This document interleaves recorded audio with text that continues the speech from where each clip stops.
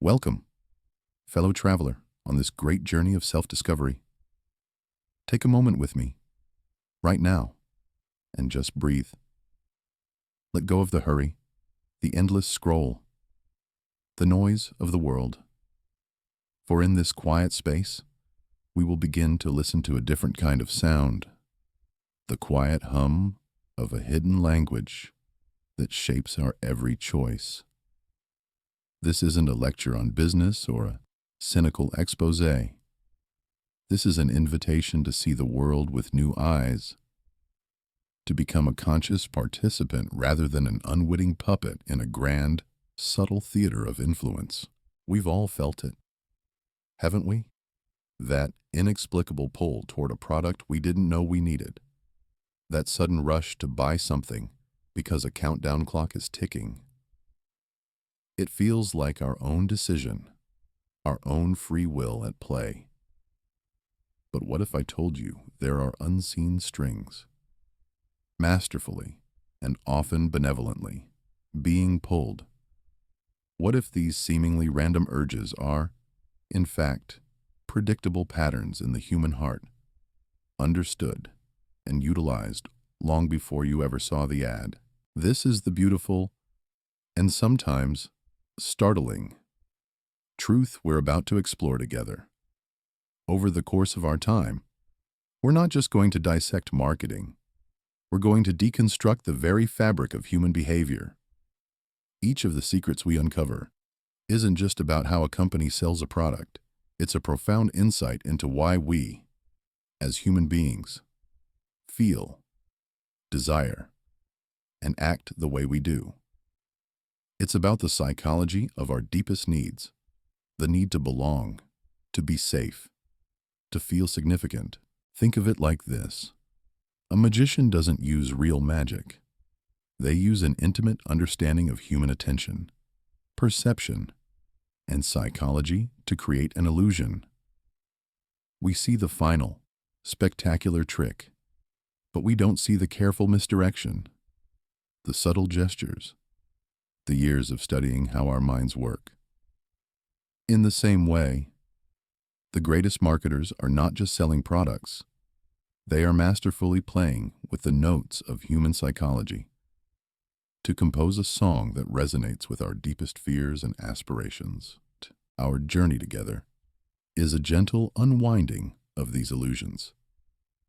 We'll peek behind the curtain not to become cynical, but to become empowered.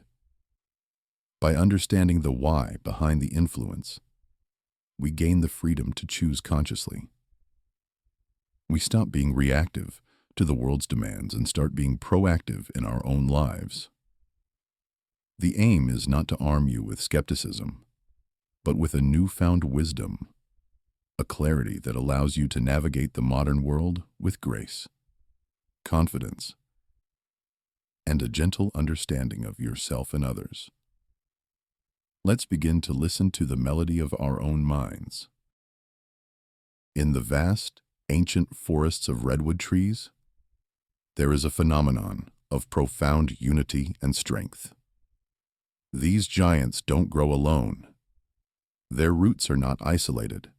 They are interwoven in a complex, symbiotic network, supporting one another through storms and droughts.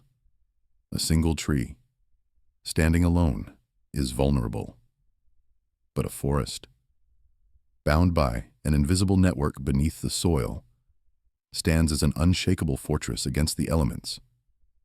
They share nutrients, communicate dangers, and, most importantly, create a shared ecosystem where each member reinforces the survival of the whole. This is the metaphor for our social selves, the silent, powerful influence of belonging. This natural principle that we are safer, stronger, and more likely to thrive within a group is deeply embedded in our human psyche. We are, by our very nature, social creatures. We survived on the savannah, not through individual strength, but through collective action. Our brains are hardwired to seek out connection, to find our tribe. We instinctively look for cues from others to determine what is safe, what is good, and what is true.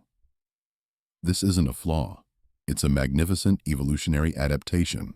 But in the modern world, this beautiful instinct can be subtly rerouted. The echo chamber effect is the marketing secret that exploits our desire for a shared reality. It's the digital equivalent of that interwoven redwood root system. But instead of sharing nutrients, it shares opinions, beliefs, and preferences. Marketers don't just sell you a product, they sell you a sense of belonging. They create a community around their brand. And once you're inside, you're enveloped in a world where everyone thinks, acts, and buys just like you. Think about a specific kind of coffee, a certain brand of sneakers, or an electric car. The company doesn't just advertise the product's features. They build an entire subculture around it. They show you images of people who look and live just like you, all happily using the product. The message isn't, "This coffee is good." The message is, "People like us drink this coffee. By drinking it, you are one of us." They amplify the voices of the most loyal customers, showcasing their positive reviews and testimonials, creating a powerful illusion that this is the only way to be, the only sensible choice. The profound tragedy here is that this natural, beautiful instinct to belong can lead us to surrender our individuality. We might find ourselves buying things not because we genuinely want them, but because they are the price of admission to a group we admire. We become part of an echo chamber where our choices are simply reflections of the collective. The healing melody, the transformative wisdom of this secret, is to recognize the difference between genuine connection and manufactured belonging. By understanding the echo chamber effect, we can begin to hear the sound of our own voice again, distinct from the chorus. We can appreciate the desire to belong without allowing it to dictate our choices. We can choose to connect with people not based on the products they use, but on the values they hold, the kindness they show, and the depth of their character. This is the moment we transcend the manipulation and reclaim our truest selves. We realize that our worth is not measured by our alignment with a trend, but by our unique and beautiful existence. We learn to stand like a single, magnificent tree, but one that is confident enough in its own strength to form genuine connections with others, without needing to be told who we are. Look closely at the forest floor after a long, dark winter. The first green shoot to emerge, pushing its way through the cold, damp earth, possesses an almost magnetic power. It's not just a sign of life. It's a promise of what is to come, a rare and precious glimpse of the spring that is just beginning. Every creature, from the tiniest insect to the deer grazing nearby, instinctively recognizes its value. Its very existence, in a landscape that is still largely barren, makes it intensely desirable. It is a limited resource, a fleeting moment of hope, and its perceived value is elevated precisely because it is scarce. This natural law, that what is rare is more valuable, is deeply ingrained in our own psychology. From our hunter-gatherer ancestors who knew that a certain berry or a fresh source of water was a temporary and precious find, to our modern selves, the mind is wired to place a premium on things that are limited. Our fear of missing out, our primal desire to secure a resource before it's gone, often overrides rational thought. We don't just want the thing itself. We want the security of having it and the status of possessing something others cannot. This is the very essence of the scarcity principle. a powerful and ancient manipulation secret used in marketing. It's the strategic creation of a feeling of limited availability, a promise that if you don't act now, you will lose the opportunity forever. This isn't just about a product. It's about a manufactured urgency that taps directly into our fear of loss and our desire for exclusivity. Think about the phrases we see everywhere. Limited time offer. While supplies last. Only 3 seats left at this price. These aren't just descriptions. They are carefully crafted psychological triggers. The countdown timer on a website isn't there to inform you of the time. It's there to activate your innate fear of missing a chance you'll never get back. The message isn't, "This is a good product." The message is, "This product, which you may or may not need, is a rare and fleeting opportunity that will soon vanish." The deeper truth is that this fear of scarcity often obscures our real needs and desires. We rush to buy something not because it will genuinely improve our lives, but because the thought of not having it feels like a loss we can't bear. We end up with things we don't truly value, simply because their perceived scarcity made them feel important for a fleeting moment. This is a subtle yet profound tragedy, allowing an external, manufactured urgency to dictate our internal sense of peace in our financial choices. The healing melody, the wisdom we can glean from this, is to become a conscious observer of these feelings. When you feel that rush of urgency, that fear of missing out, pause for just a moment. Breathe. Ask yourself if the desire is coming from a genuine need within you or from the external pressure of a ticking clock.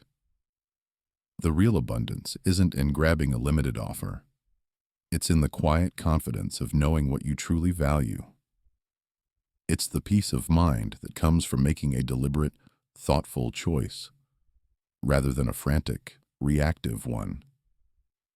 By recognizing the illusion of scarcity, we can step out of the frantic race and into a place of mindful clarity, where we are the masters of our own decisions, not the slaves of a fleeting offer. In the vast, silent depths of the ocean, a small fish cleans parasites from the scales of a larger predator. This isn't an act of foolish bravery. It is a profound, unwritten contract of the natural world. The cleaner fish receives a meal, and the larger fish receives a service that keeps it healthy. There is no negotiation, no verbal agreement. It is a biological imperative, a symbiotic relationship built on the principle of giving and receiving. One provides a benefit, and the other instinctively returns the favor. This is the simple, elegant dance of reciprocity. This same powerful, unspoken law exists within the human heart.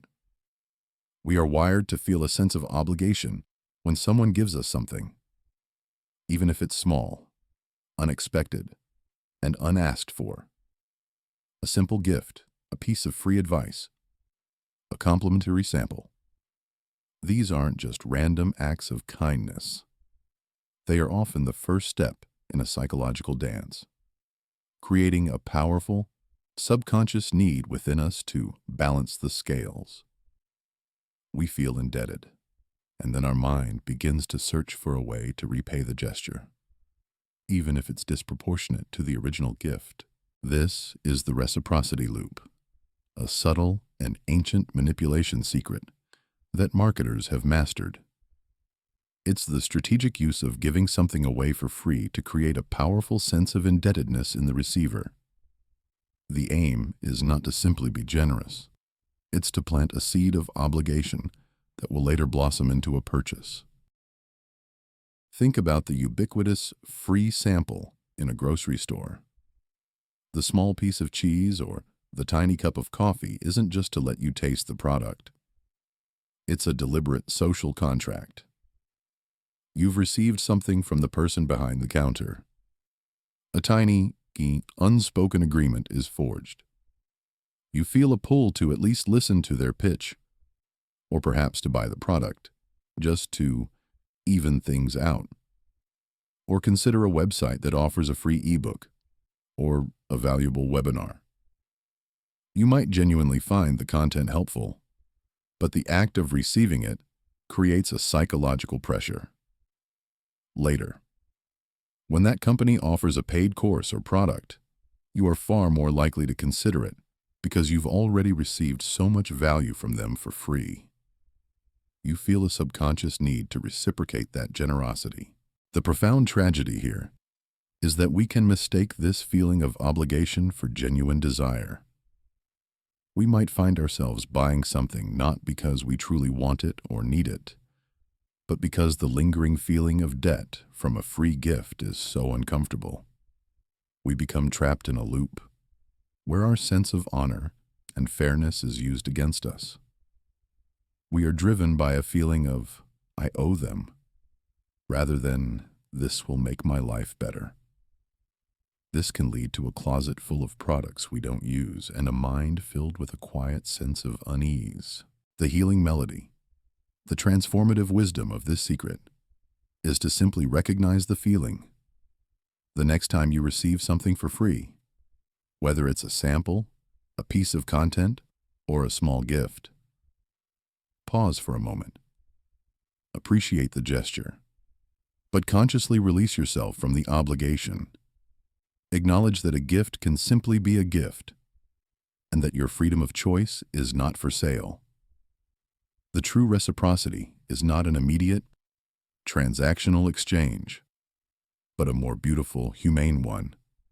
The freedom to give without expectation and to receive with gratitude, while maintaining a clear and conscious mind. By untangling ourselves from the loop, we reclaim our power to make choices based on our own true needs, not on a feeling of debt. Observe the flight of a starling murmuration at dusk.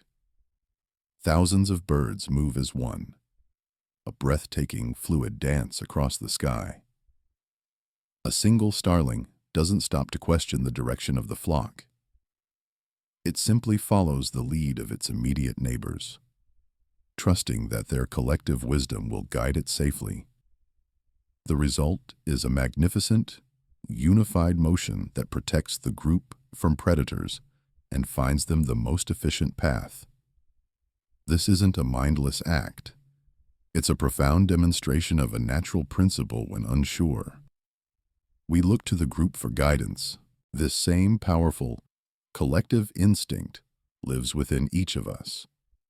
We are, at our core, social learners. Our brains are wired to use the behavior of others as a shortcut for making decisions. When we see a long line outside a restaurant, our immediate assumption is that the food must be exceptional. When we see a book on a bestseller list, we assume it's worth reading.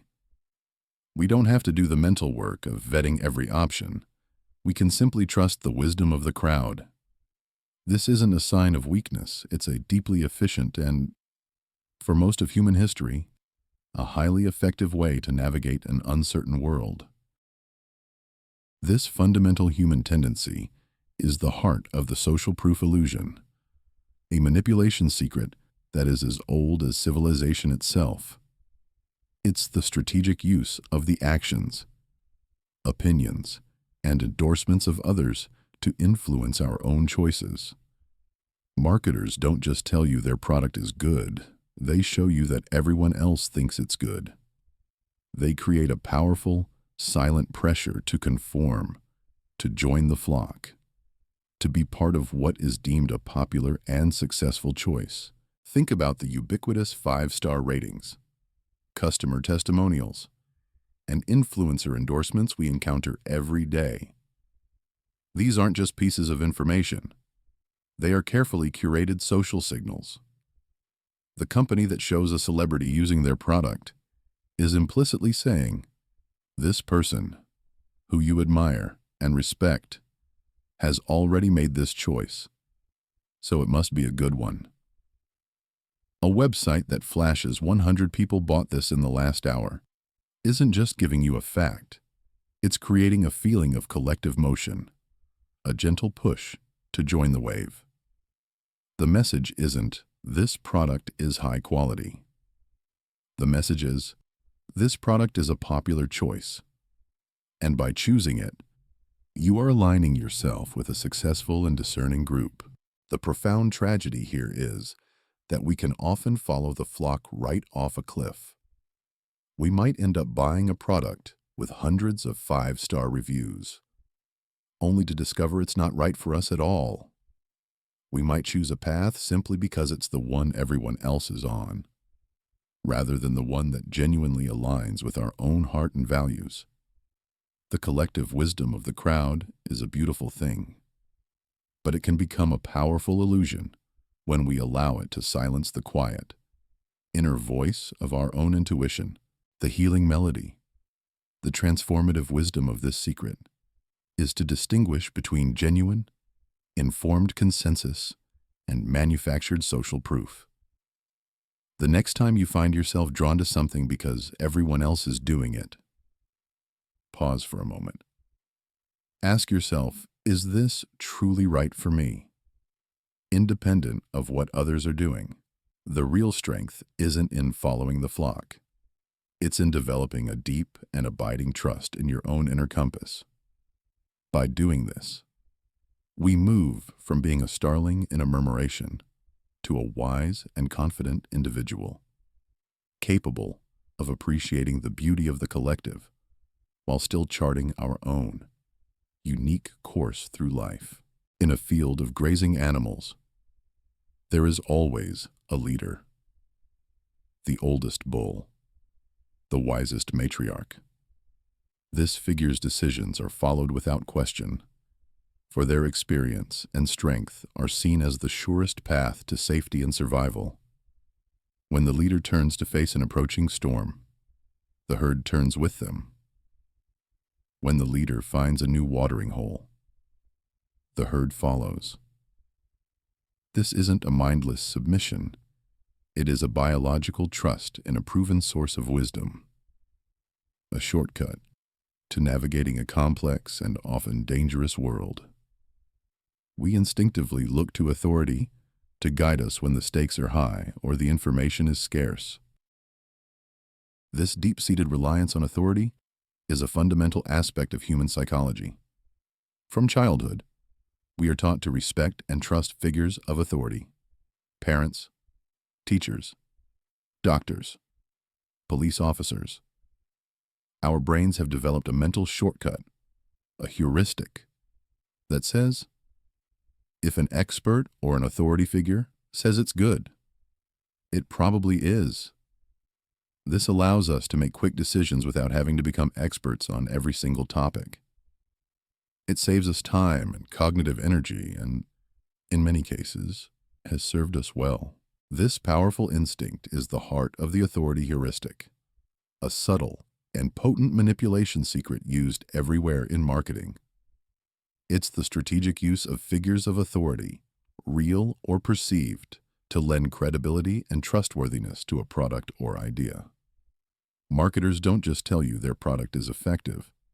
They get a doctor, a scientist, or a well-respected figure to vouch for it. The aim isn't to provide a detailed explanation of the product's benefits. It's to transfer the trust you have in the authority figure to the product itself. Think about the ubiquitous use of people in lab coats and commercials for everything from toothpaste to cleaning supplies. The person may not be a real scientist, but the lab coat is a powerful symbol of authority and expertise. Consider the testimonials from industry experts or the endorsements from a famous athlete. The athlete's endorsement of a brand of cereal has little to do with their athletic prowess, but the halo of their success and authority is transferred to the product. The message isn't, "This product is objectively good." The message is, a figure of authority, who you respect and trust, believes in this product, and therefore you should too. The profound tragedy here is that this shortcut can lead us to make decisions that are not in our best interest. We might follow the advice of a so-called expert without doing our own research. Or we might buy a product simply because a respected celebrity endorses it, even if our own intuition tells us otherwise. We can surrender our own power of judgment and critical thinking to a perceived authority, often without realizing that the authority's interests may not be aligned with our own. The beautiful, natural trust in a wise leader can be exploited and turned into a blind obedience to a manipulated message. The healing melody, the transformative wisdom of this secret, is to distinguish between genuine, relevant authority and manufactured, irrelevant authority. The next time you find yourself influenced by an expert or a celebrity, pause for a moment. Ask yourself two simple questions. Is this person a genuine expert on this specific topic? And are their interests truly aligned with my well-being? The real strength isn't in blindly following. It's in a gentle, discerning awareness. By doing this, we reclaim our power to think critically and make decisions based on our own internal wisdom, rather than an external symbol of authority. We learn to appreciate the guidance of true leaders while maintaining a deep and abiding trust in our own intellect. Imagine a single, tiny seed dropped into the rich soil of a forest. Its journey begins not with a grand leap, but with a small, almost imperceptible commitment, a single root, no thicker than a thread, reaching down into the earth. It is a tiny action, but it changes everything. Once that root is established, the seed is committed. It will continue to grow, to reach for the sun, and to push out more roots, each one reinforcing the last. Its future is now defined by that first small, consistent act. The entire life of a majestic tree can be traced back to this initial, tiny commitment. This beautiful principle of natural growth is mirrored in the human heart. We have a deep, psychological need to be consistent. Once we make a small choice, an initial commitment, no matter how insignificant, we feel an internal and external pressure to follow through. Our identity becomes tied to that initial action. We want to be seen as reliable, predictable, and rational. The thought of reversing course or contradicting ourselves is uncomfortable and can even be perceived as a threat to our sense of self. This isn't a weakness. It's a fundamental aspect of how we build a stable, coherent identity. This profound psychological need is the core of the commitment and consistency bias, a subtle and powerful manipulation secret used in marketing. It's the strategic art of getting a person to make a small, initial commitment, knowing that they will be far more likely to follow through with a larger, more significant one later. Marketers don't ask for a big, immediate investment. They first ask for something small, a signature, a like on social media, an email address. The aim isn't to get the initial action. It's to plant the seed of commitment. Think about the ubiquitous pop-ups on a website, asking you to subscribe to a newsletter with a single click, or a social media campaign that asks you to sign a pledge for a cause you believe in, or even a salesperson who asks you to try on an item of clothing in a store. These are all small commitments, but once you have signed the pledge, or clicked the link, or put on the shirt, you have taken a step.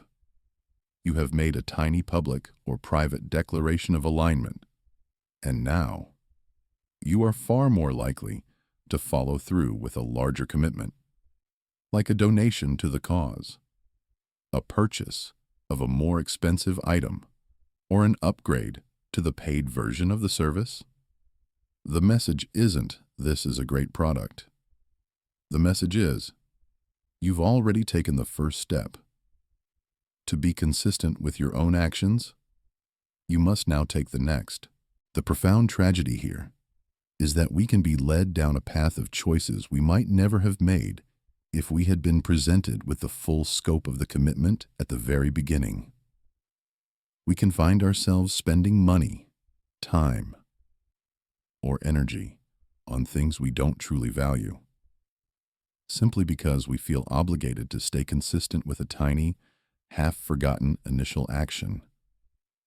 We become a ship whose direction is being dictated not by a grand vision, but by the momentum of a single, small push. The healing melody, the transformative wisdom of this secret, is to become deeply aware of the power of your initial commitments. The next time you're asked to make a small, seemingly insignificant choice, pause for a moment. Ask yourself, what is this small step truly committing me to? And is that a direction I genuinely want to go? The real strength isn't in unwavering consistency with every choice we've ever made. It's in the quiet courage to reassess our path, to honor our current selves, and to change direction when it's no longer aligned with our truth. Just as a seed can choose to grow toward the sun or the shade, we have the power to choose our path at every turn. In a vast, empty canyon, a single bird's song is a thing of beauty. But the way we experience that song changes entirely based on how it is framed. Is it the call of a tiny finch, a beacon of hope in the silence? Or is it the desperate cry of a trapped creature, echoing off the cold rock? The sound itself is identical, yet the meaning we assign to it, and the emotion it evokes, is completely different. The canyon, the listener's state of mind, the context, all of these elements frame the song, giving it a particular emotional hue. The raw information is one thing. The way it's presented is another entirely. This profound truth about perception is a central tenet of human psychology. Our minds don't process information in a neutral vacuum. Instead, we interpret data based on the context, the angle, or the frame in which it is presented. The same fact can feel either hopeful or terrifying, either beneficial or risky, depending on how it's worded. This isn't a conscious choice. It's a mental shortcut our brains use to make sense of the world, a way of quickly assigning meaning and value to new information. This is the very essence of the framing effect, a subtle but incredibly powerful manipulation secret used in marketing. It's the strategic art of presenting information in a way that encourages a specific interpretation, leading the audience to a predetermined conclusion without ever stating it outright. Marketers don't just give you the facts, they carefully frame those facts to elicit the desired emotional response. The aim isn't to be deceptive, but to be persuasive. By shaping the perception of value and risk, consider the classic example of a product that is 95% fat-free versus one that contains 5% fat. The raw information is identical, but the feeling they evoke is completely different. 95% fat-free is a frame of health and positive outcome. It's a promise of what you're gaining. Contains 5% fat is a frame of risk and negative content. It's a warning of what you're getting. Or think about a medical procedure. When a doctor says there's a 90% chance of survival, we feel a wave of hope. When they say there's a 10% chance of death, we feel a wave of fear. Even though these are the exact same odds, the emotional weight of the words changes everything. The profound tragedy here is that we can be led to make decisions that are not based on the objective facts, but on the emotional frame surrounding them. We might buy a product because its benefits are framed positively, ignoring the potential drawbacks that are framed negatively or not at all. We might reject a valuable idea because its potential risks are highlighted, while its incredible rewards are downplayed. Our choices, which we believe to be rational, are often a direct result of the emotional lens through which the information was delivered. We become a captive audience to a carefully curated story, rather than an objective judge of the facts. The healing melody, the transformative wisdom of this secret, is to simply learn to reframe. The next time you are presented with a choice, whether it's a product, a piece of news, or a decision in your own life, pause for a moment. Ask yourself, how else could I frame this information? Try to consciously rephrase the message in a different way, shifting the focus from gain to loss, from risk to benefit, or from positive to negative. The real strength isn't in resisting a single frame. It's in the quiet ability to see the picture from all angles. By practicing this, we move beyond being an emotional reactor and become a thoughtful interpreter, capable of making choices based on a complete and nuanced understanding of the world. Imagine a mighty, ancient ship adrift on the open sea. It drops a heavy anchor, and with a great splash, the chain descends into the darkness. From that moment on, no matter how the winds howl or the currents pull, the ship's position is defined by that first point of contact with the seabed. All future movements, all future considerations of its location, are tethered to that initial named weighty piece of information. The anchor may be miles below, unseen, but its influence is absolute. It is the single point of reference that shapes the entire experience. This powerful metaphor for a fixed point of reference is a profound truth in human psychology. Our minds, when faced with uncertainty, have an innate tendency to latch onto the first piece of information we receive. This initial piece of data, the anchor, serves as an immovable point of reference against which all subsequent information is judged. We don't discard the anchor. We adjust from it. We begin a mental tug-of-war, always tethered to that initial number, price, or idea. We might move away from it, but we never truly escape its gravitational pull. This is the very essence of the anchoring trap, a manipulation secret that is woven into the fabric of modern marketing. It's the strategic art of presenting a specific, often high, piece of information at the beginning of a negotiation or a sales pitch, knowing that it will become the silent, powerful anchor for all future considerations. Marketers don't just offer a price, they often present a list price, a regular price, or a suggested retail price that is intentionally high. The aim isn't to get you to buy at that price, it's to make the actual lower price look like a fantastic deal by comparison. Think about the way a clothing store might display a jacket. A sign might say, was $300, now only $150. The $300 is the anchor. It may or may not have been the real previous price, but it has now set a powerful point of reference in your mind. The $150 price is no longer just $150. It is a 50% savings from the anchor. You feel a sense of victory, a feeling that you've gotten a great deal because your judgment is being made against that initial inflated number. Or consider a car salesperson who starts by showing you a car far outside your budget. That price becomes the anchor, making a slightly more expensive car later in the process feel much more reasonable than it actually is.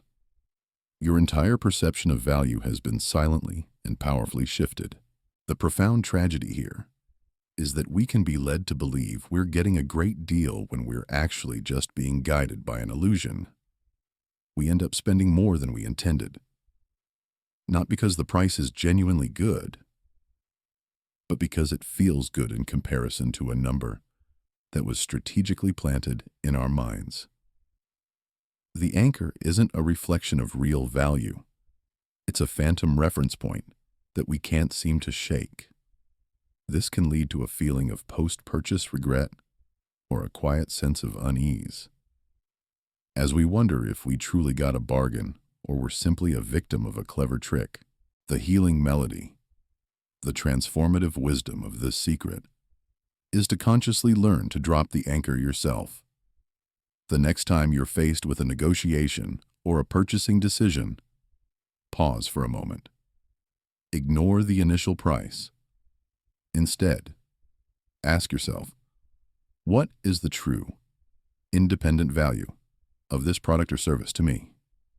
What is my own self-determined budget for this? By doing this, you are no longer a ship being pulled by an external force. You are the captain of your own vessel, with the power to chart your own course based on your own internal sense of worth and value. Observe a delicate spider, weaving its intricate web. It often creates a series of different strands, each with a different tension and stickiness. But one is always strategically placed to lead its prey to the central, most powerful trap. The other strands aren't there to catch anything. They are decoys.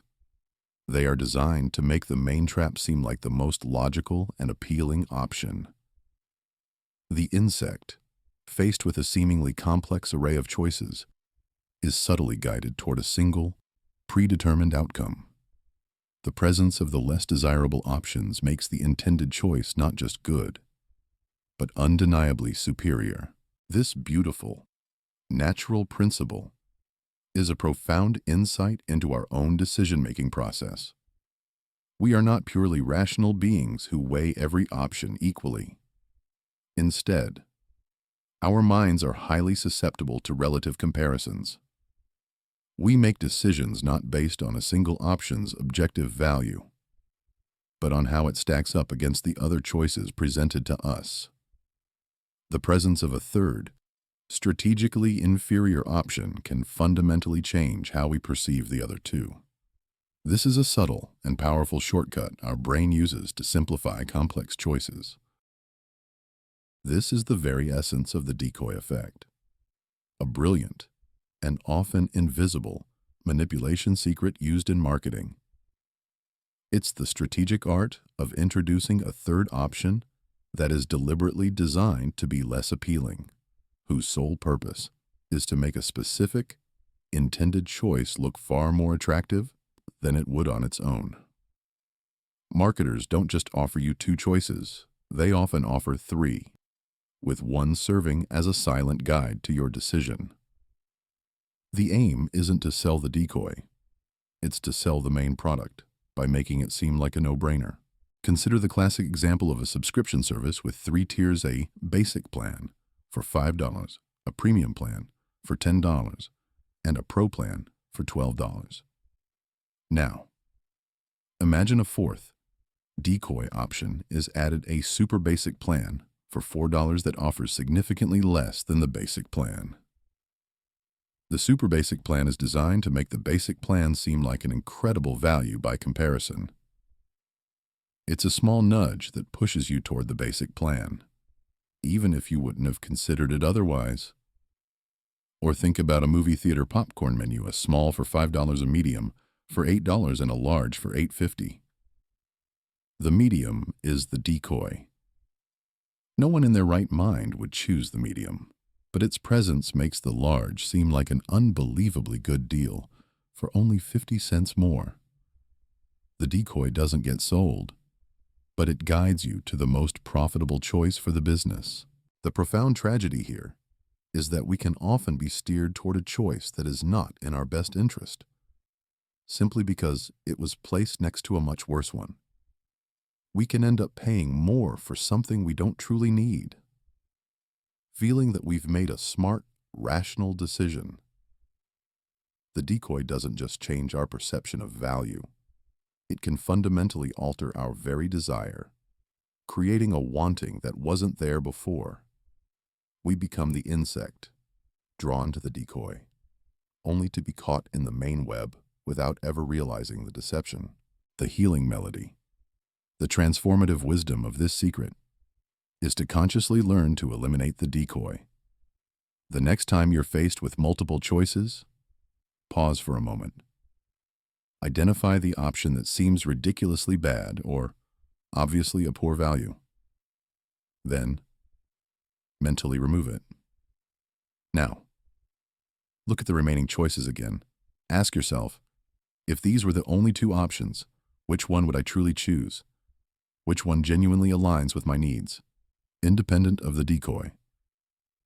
The real strength isn't in choosing the best deal. It's in having the clarity to see through the illusion and to make a decision based on the actual value of a product, not on its artificial superiority to a strategically placed distraction. By doing this, we reclaim our power to make choices that serve our own unique life. In the wild, a squirrel will bury a nut for the winter. Its drive isn't primarily fueled by the joy of finding the nut, but by the deep, primal fear of starving when food becomes scarce. The emotional weight of losing a valuable resource, the nut, its potential for life, is far more powerful than the joy of its initial discovery. The fear of loss, of a future without sustenance, is a far more potent motivator than the pleasure of a present gain. This is a fundamental survival mechanism, a profound and instinctual truth in the animal kingdom. This deep-seated principle is a central pillar of human psychology. For us, the emotional pain of a loss is approximately twice as powerful as the pleasure of an equivalent gain. Our brains are hardwired to prioritize the avoidance of pain and loss. The thought of losing something we already have, be it money, an opportunity, or a sense of security, is far more compelling and frightening than the prospect of gaining something of equal value. We are, by our very nature, risk-averse when it comes to potential losses. This is the very essence of the loss aversion instinct, a profound manipulation secret that is woven into the fabric of modern marketing. It's the strategic art of framing an offer not in terms of what you stand to gain, but in terms of what you stand to lose if you don't act. Marketers don't just present a benefit. They create a scenario where inaction feels like a tangible loss. The aim isn't to sell you on a promise of a better future. It's to sell you on the promise of avoiding a worse one. Think about the ubiquitous free trial that automatically converts to a paid subscription after a certain period. The initial offer isn't about gaining access. It's about avoiding the loss of access you've come to enjoy. You've had the service for a month. You've integrated it into your life. And now, the thought of losing it is a powerful emotional hook. Or consider a limited time offer that's about to expire. Don't miss out on these savings. The message isn't about the joy of saving money. It's about the very real, visceral feeling of losing a valuable opportunity if you don't act now. The feeling of, I just missed a great deal, is a far more powerful motivator than the feeling of, I should go get a great deal. The profound tragedy here is that we can often be driven to make choices out of fear, rather than out of genuine desire. We find ourselves purchasing things not because they will genuinely improve our lives, but because the thought of losing the potential benefit or the product itself feels unbearable. We are motivated not by the peaceful, joyful pursuit of what we want, but by the frantic, anxiety-fueled avoidance of what we fear. This can lead to a closet full of things we don't need, a bank account depleted by fear-based decisions, and a quiet sense of unease. The healing melody, the transformative wisdom of this secret, is to simply reframe the feeling. The next time you are faced with a choice that is framed around loss, pause for a moment. Instead of asking, What will I lose if I don't act? Ask yourself, what will I gain if I don't act? The gain might be peace of mind, a more deliberate choice, or simply the preservation of your financial resources for something you truly value. By doing this, we move from being a squirrel burying a nut out of fear to a wise and conscious observer of our own emotions, capable of making choices based on a sense of abundance and possibility, not scarcity and loss. We reclaim our power to act from a place of courage, not a place of fear. Look closely at a hermit crab searching for a new shell. When it finds one, it doesn't just climb inside, it immediately begins to defend it with its life. That shell, which was once just an empty object on the beach, becomes an extension of its very being, its home, and its most prized possession. The crab doesn't value the shell based on its objective worth to a collector or another creature. It values it based on the simple fact that it has become its own. The moment of ownership infuses the object with a profound and disproportionate sense of value.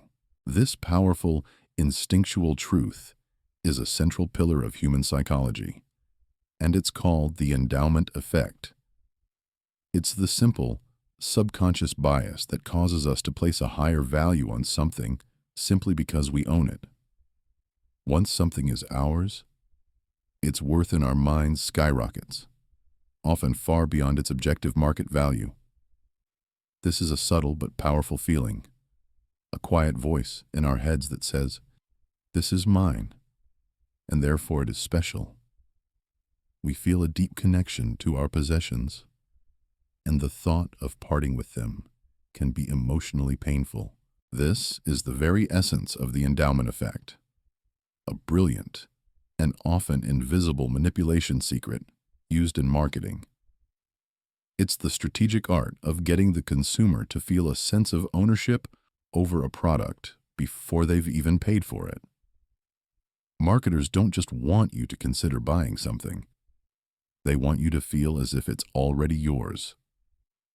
The aim isn't to sell a product, it's to sell the feeling of ownership, which makes the idea of losing it or not buying it emotionally unbearable. Think about the ubiquitous 30-day free trial or the generous return policies that encourage you to try before you buy. The purpose of these offers is not just to give you a chance to test the product. It's to create an endowment effect. Once that product is in your home, once you have used it for a week, once it has become a part of your daily routine, it has already transitioned from a potential purchase to a possession. The thought of having to return it, to part with it, now feels like a tangible loss. Or consider a salesperson who encourages you to picture yourself using the product or a website that lets you customize an item before you purchase it. These are all subtle ways to create a psychological sense of ownership. You've now invested time and mental energy into the product, and it has, in a very real way, become yours. The price is no longer an objective number. It is the price of keeping something that already belongs to you. The profound tragedy here is that we can often be driven to make purchases, not because we objectively need or want the item, but because the emotional weight of giving it up becomes too great. We can find ourselves spending money on a product we didn't initially care for, simply because the feeling of ownership has made it precious. We become a hermit crab, defending a shell that may not even be the best fit for us, simply because it is ours. Our decisions are guided not by rational thought, but by a deep, subconscious attachment. The healing melody, the transformative wisdom of this secret, is to consciously challenge the feeling of ownership. The next time you're trying out a product or a service, pause for a moment. Instead of thinking, this is mine. Consciously remind yourself, this is a trial. This does not belong to me. Ask yourself, what is the true objective value of this product? If I didn't already have it, would I pay this price for it? By doing this, you are no longer a hermit crab defending a shell. You are a wise and discerning individual, capable of evaluating a product on its own merits, separate from the emotional baggage of ownership.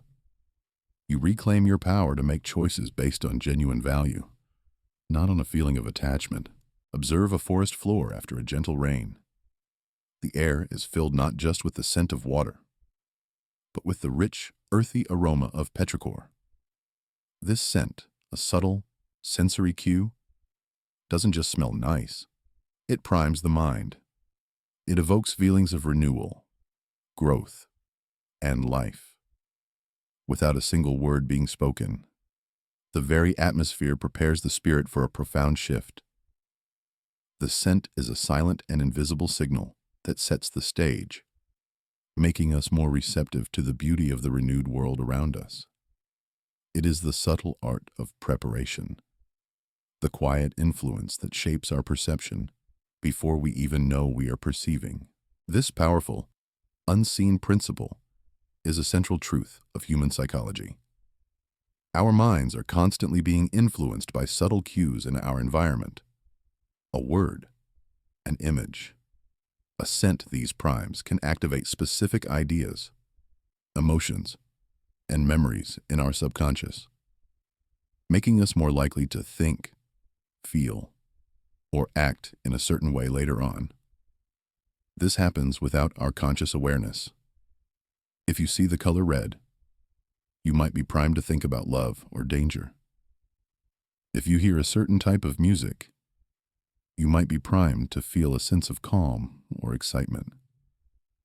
The prime is a silent whisper that guides our thoughts and feelings. This is the very essence of the priming phenomenon, a deep and often invisible manipulation secret used in marketing.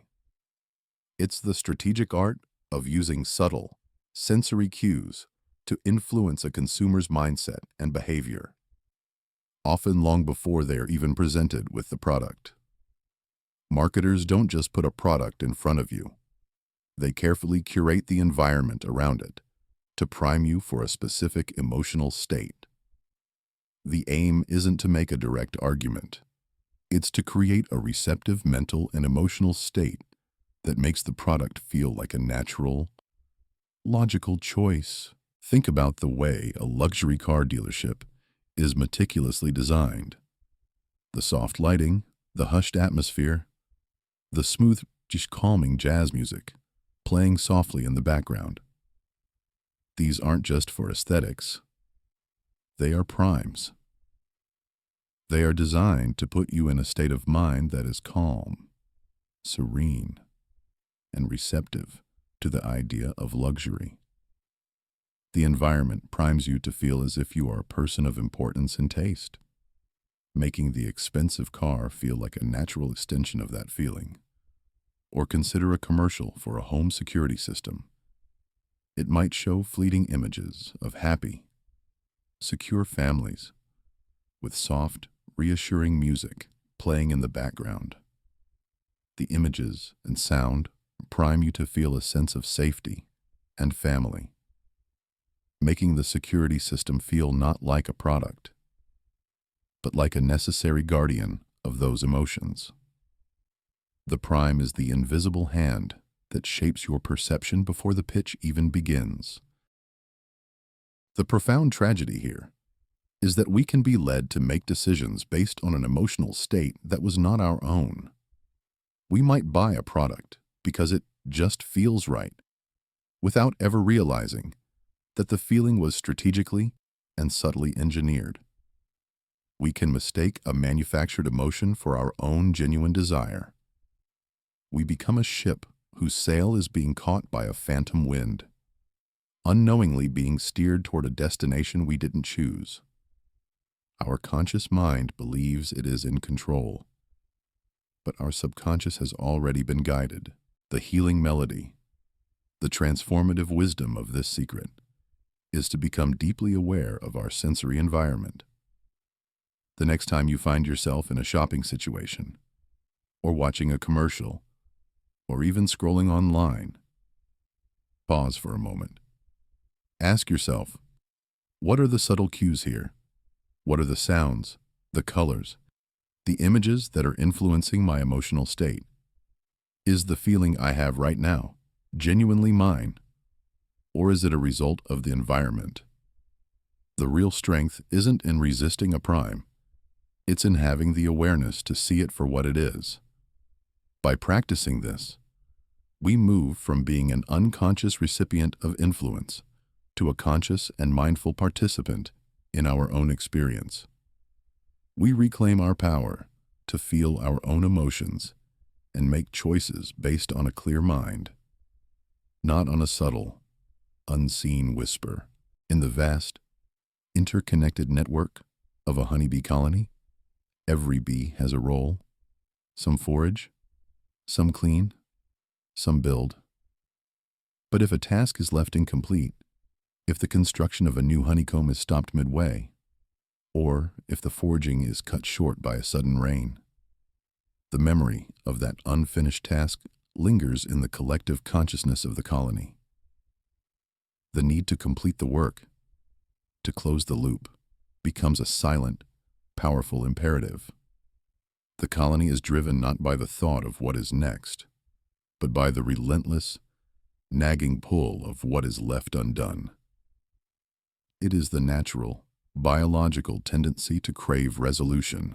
This powerful, subconscious drive is a central tenet of human psychology, and it's called the Zeigarnik effect. It's our mind's natural tendency to remember incomplete tasks or unresolved situations far more vividly and persistently than completed ones. Our brain, in a sense, is a great filing cabinet. When a task is complete, the file is neatly closed and put away. But when a task is left unfinished, the file remains open, right on the desk, demanding our attention and cognitive energy. This creates a powerful, subconscious tension that we crave to resolve. We don't just remember the unfinished task. We are haunted by it.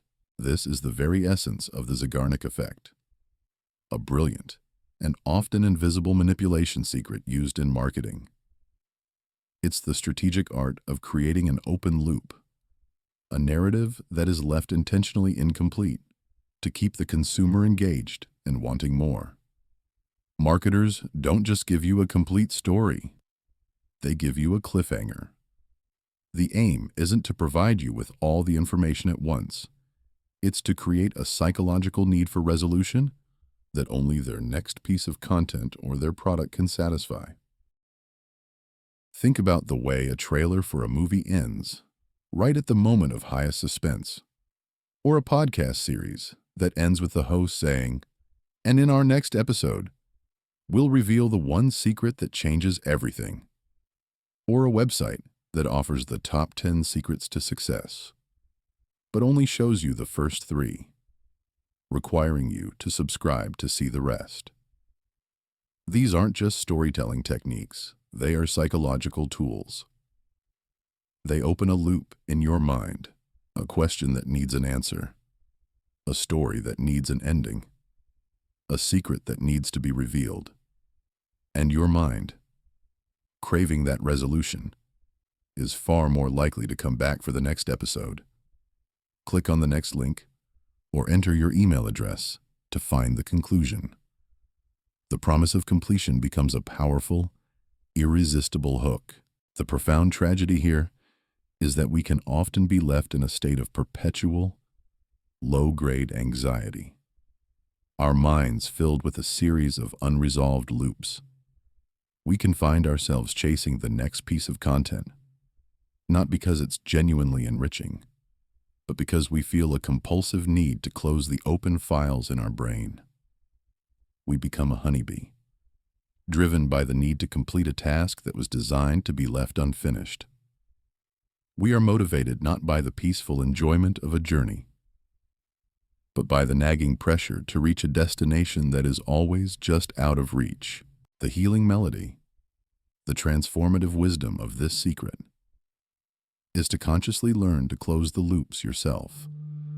The next time you encounter an unfinished story or a cliffhanger, pause for a moment.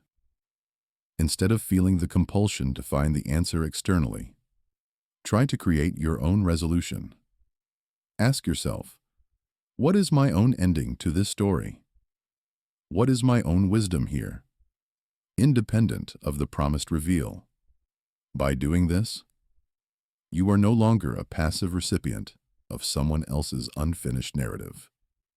You become a creative and conscious participant in your own life, capable of finding peace and resolution within yourself. You reclaim your power to close the files in your mind, not by chasing an external answer, but by finding a sense of wholeness and completion. Right where you are, observe the great migration of wildebeest across the African plains.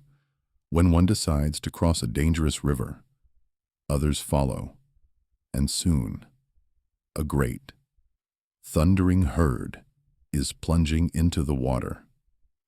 A single wildebeest's decision to cross is driven not by individual bravery, but by a collective momentum. They see others doing it. They feel the energy of the group, and they move as one. Believing that there is safety and wisdom in numbers, the herd's movement becomes a powerful, self-perpetuating force, where the actions of the group become the justification for the actions of the individual. This powerful, herd-like instinct is a central tenet of human psychology, and it's known as the bandwagon fallacy. It's our natural tendency to adopt a certain behavior, belief, or trend simply because a large number of other people are doing it. We don't want to be left behind. We don't want to be the one on the outside looking in. The fear of social exclusion, of being the solitary wildebeest left on the wrong side of the river, is a powerful and primal motivator. We crave to be a part of the in-group, and we instinctively believe that what is popular must be good, true, or valuable. This is the very essence of the bandwagon fallacy, a manipulation secret that is woven into the very fabric of social marketing. It's the strategic art of creating the illusion of a trend, a movement, or a wave of popularity to compel others to join in. Marketers don't just say their product is good. They show you that everyone else is already on board. The aim isn't to make a logical case for the product. It's to create a powerful social pressure to conform. Think about the ubiquitous phrases like, "Join millions of happy customers," or "the #1 bestseller," or even the viral social media challenges that sweep across the internet. These aren't just statistics, they are social signals. The number of followers, the number of likes, the number of people participating in a trend. All of these are powerful indicators that this is a movement you should be a part of. The message isn't, "This product will improve your life." The message is, "This product is a part of a popular and successful trend, and by buying it, you are aligning yourself with the winning team." The joy of being a part of the in-group is often a far more powerful motivator than the product itself. The profound tragedy here is that we can often be swept up in a trend that has little to do with our own values or needs. We can find ourselves buying a product, subscribing to an idea, or adopting a behavior not because it resonates with us, but because the social pressure to conform is too great. We can become a wildebeest, blindly following the herd into a river that may not even be the best path for our individual journey. Our choices, which we believe to be our own, are often a direct result of a desire to belong, a desire that has been carefully and strategically amplified. The healing melody, The transformative wisdom of this secret is to simply find the courage to stand still. The next time you feel that pull to join a trend, to buy something because it's popular, or to follow the crowd, pause for a moment. Ask yourself, if I were the only person in the world, would I still make this choice? Does this truly resonate with my own heart and my own needs? Independent of what everyone else is doing. The real strength isn't in following the herd. It's in the quiet confidence to chart your own course. By doing this, we move from being a follower in a bandwagon to a wise and conscious individual, capable of appreciating the beauty of collective action while maintaining a deep and abiding trust in our own unique path. Imagine a small bird building its nest. It doesn't begin with the grand, overarching structure. It starts with a single twig, a small, seemingly insignificant addition to a branch. Once that first twig is secured, the next one is easier to place, then the next, and the next.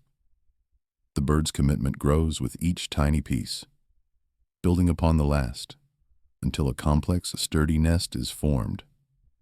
The entire structure, which is a significant undertaking, began with one small and easily accepted request. The initial small action makes the larger, more demanding actions feel not just possible, but inevitable. This powerful, cumulative process is a central truth of human psychology, and it's called the foot in the door technique. It's our tendency to agree to a large request after we have already agreed to a much smaller one. Once we've said yes to a small, seemingly insignificant favor, we feel a powerful, internal pressure to be consistent with that initial action. We want to see ourselves as helpful, as generous, as aligned with the requester. To then say no to the larger request would feel like a contradiction, a violation of our own self-perception. We don't just say yes to the next request. We say yes to a story about ourselves that we want to believe is true. This is the very essence of the foot in the door technique, a manipulation secret that is woven into the very fabric of sales and marketing. It's the strategic art of starting with a small, easily accepted request to pave the way for a much larger one later on. Marketers don't just ask you to buy their expensive product. They first ask for something much smaller, much more palatable. The aim isn't to get the initial action. It's to change your mindset, to get you to take the first step on a path that they have already mapped out. Think about a website that first asks you for a free email subscription before offering you a paid one, or a charity that first asks you to sign a petition or wear a wristband, and then follows up a few weeks later with a request for a donation, or a salesperson who simply asks, "Can I just show you a few options? No pressure to buy." These are all small requests, the foot in the door. But once you've taken that initial step, once you've signed up, or worn the band, or listened to the pitch, you have already made a commitment. You have changed your internal story from, "I am someone who has nothing to do with this company," to, "I am someone who is at least open to this company's offerings." The larger request that follows a donation, a subscription, a purchase is now much easier to say yes to, because saying no would feel like a betrayal of your own initial small action. The profound tragedy here is that we can often be led down a path of increasing commitment without ever realizing that the entire journey was set in motion by a single, tiny request. We can find ourselves spending more, giving more, or agreeing to things we never would have considered If we had been presented with the full request at the beginning, we become a bird, building a nest not because we decided on the grand design, but because the momentum of a single twig carried us forward. Our choices, which we believe to be conscious, are often a direct result of a subconscious need to be consistent with our past actions.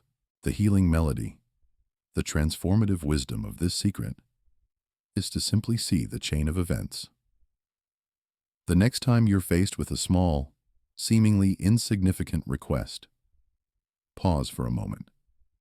Instead of immediately saying yes, ask yourself, what might this small request lead to? What is the potential next step in this journey? The real strength isn't in an unwavering consistency. It's in the quiet courage to see the full path and to decide for yourself if it's a journey you truly want to be on. By doing this, we move from being a passive participant to a wise and conscious architect of our own choices, capable of saying no to the next step, no matter how small the first one was. Observe the mighty oak tree, standing tall and ancient in the forest. It doesn't just grow outward. It first sends down a great, powerful taproot, a deep and demanding anchor into the earth. This initial, huge effort of establishing a root system is often hidden from view. But because of this immense initial demand on the soil, the tree's subsequent needs, the drawing of water and nutrients, the outward growth of its branches feel like a much smaller, more reasonable request of the land. The tree doesn't just make a demand, it makes a series of them, with the first being so grand that all others seem incredibly small by comparison. This powerful, contrasting principle is a central truth of human psychology, and it's called the door-in-the-face technique. It's our tendency to agree to a smaller request after we have already rejected a much larger one. Once we've said no to an initial, unreasonable request, we feel a subconscious pang of guilt. We also feel a psychological pressure to reciprocate the concession of the person who made the request. They backed down to a more reasonable ask, and we feel a need to meet them in the middle. The initial rejection of the large request makes us far more likely to accept the smaller one, which was often the real goal all along. This is the very essence of the door-in-the-face technique, a brilliant and often invisible manipulation secret used in negotiation and marketing. It's the strategic art of starting with an audacious, often impossible request, knowing that it will be rejected, to pave the way for a much more modest, intended request. Marketers don't just ask you to buy their affordable product. They may first try to sell you on a ludicrously expensive, comprehensive package, knowing full well you'll say no. The aim isn't to sell the initial product. It's to make the second intended product look like an incredible concession and a much better deal.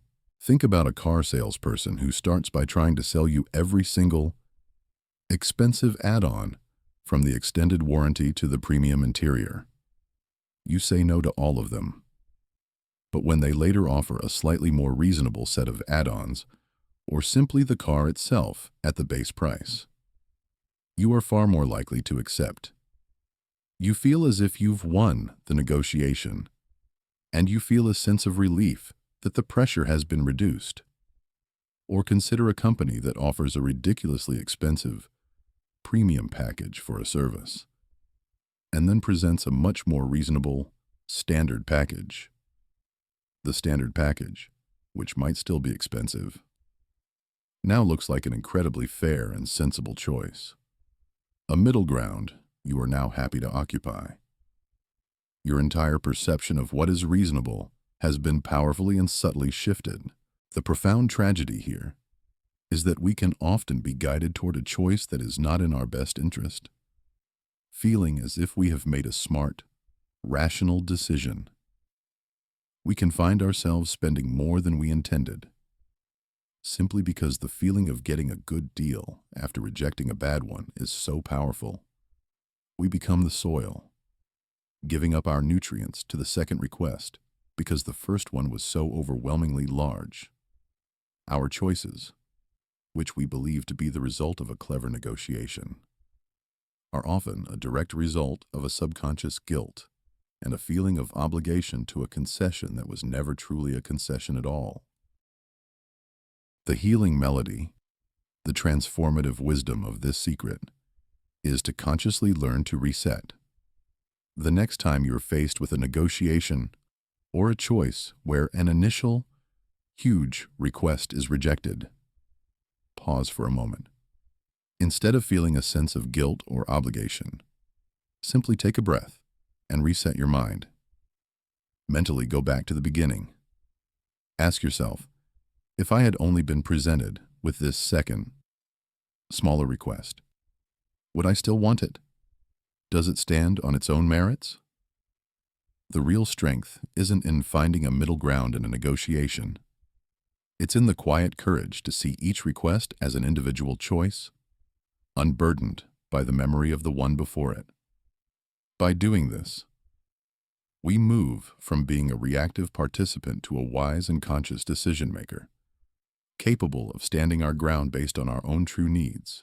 Imagine a single, radiant pearl found in the depths of the ocean. Its beauty is so perfect, its luster so pure, that we instinctively assume the oyster that created it must also be a thing of great beauty and value. We don't have to see the oyster. The single, magnificent pearl is enough to create an all-encompassing, positive impression. We project the goodness of that one, extraordinary quality onto the entire source, creating a halo of positivity that extends far beyond the original object. The single, shining truth becomes a powerful illusion, shaping our entire perception. This powerful and subconscious cognitive bias is a central tenet of human psychology, and it's called the halo effect.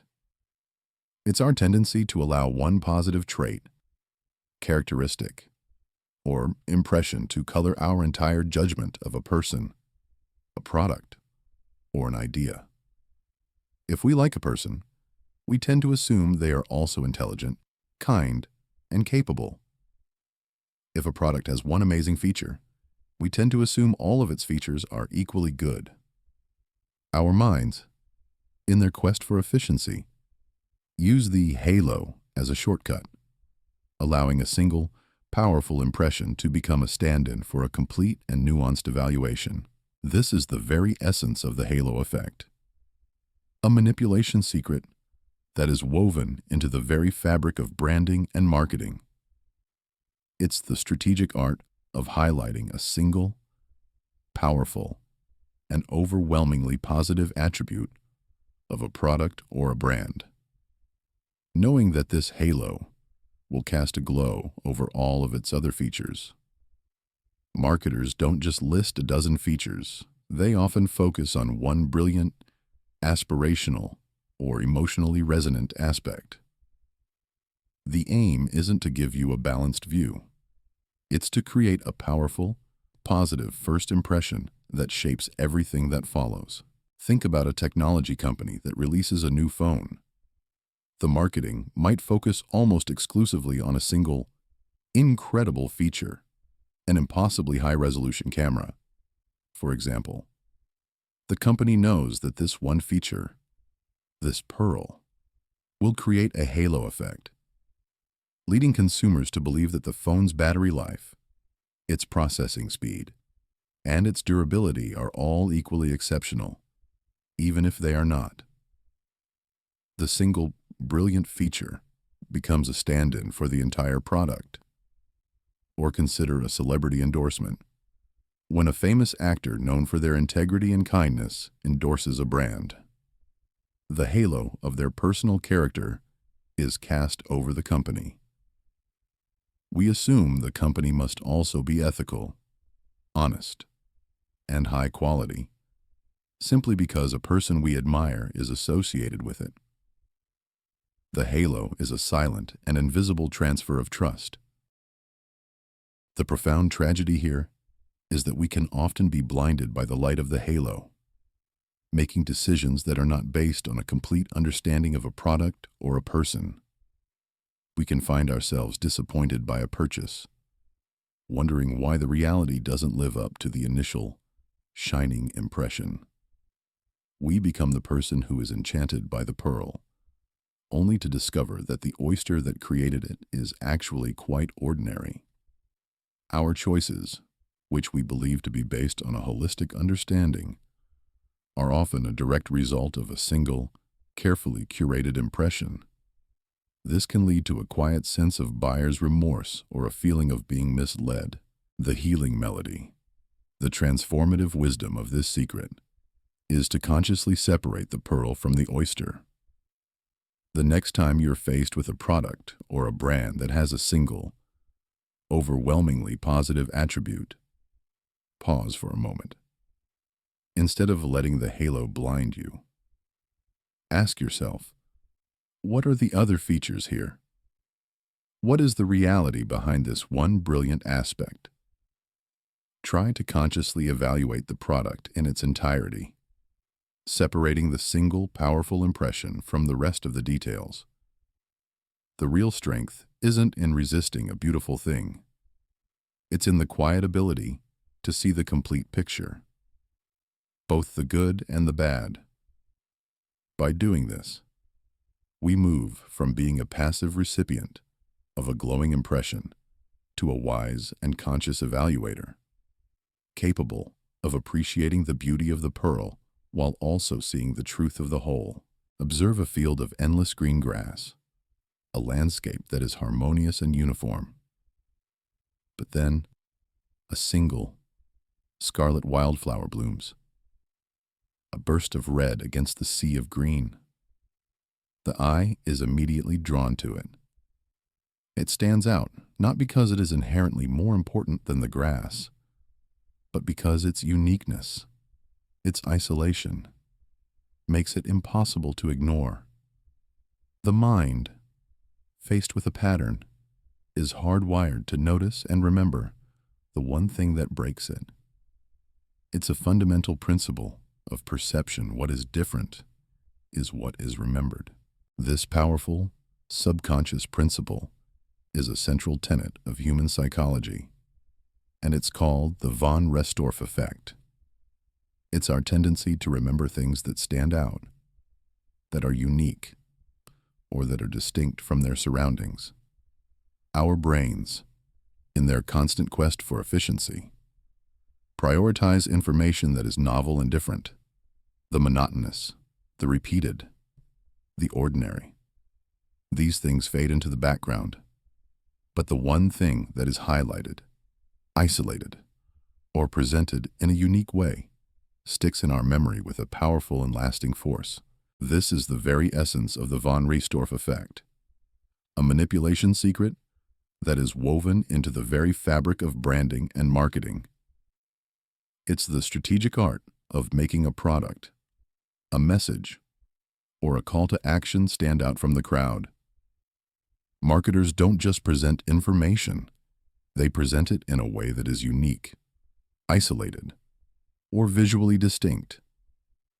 The aim isn't to be a part of the landscape. It's to be the single scarlet wildflower that captures all of the attention. Think about a website with a clean, minimalist design, where every piece of text is a soft gray, except for a single, brightly colored Buy Now button. That button isn't just a button, it's a visual anomaly, the one thing that breaks the pattern. Your eye is immediately drawn to it, and your mind remembers its location and its purpose. Or consider a commercial that features a single, quirky, or unusual character in an otherwise normal setting. The character stands out, And because of their uniqueness, you remember the brand they are associated with, even if you can't remember the details of the product itself. The one unique element becomes the anchor for your memory of the entire experience.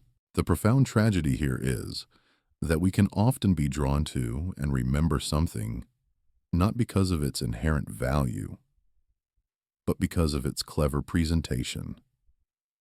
We might find ourselves buying a product simply because its packaging was unique, or its advertisement was memorable, without ever truly considering if the product itself is what we need. We become the person whose eye is caught by the scarlet wildflower, and we forget to appreciate the quiet, understated beauty of the green grass. Our decisions, which we believe to be based on a clear memory of a good product, are often a direct result of a subconscious impulse to pay attention to what is different, the healing melody.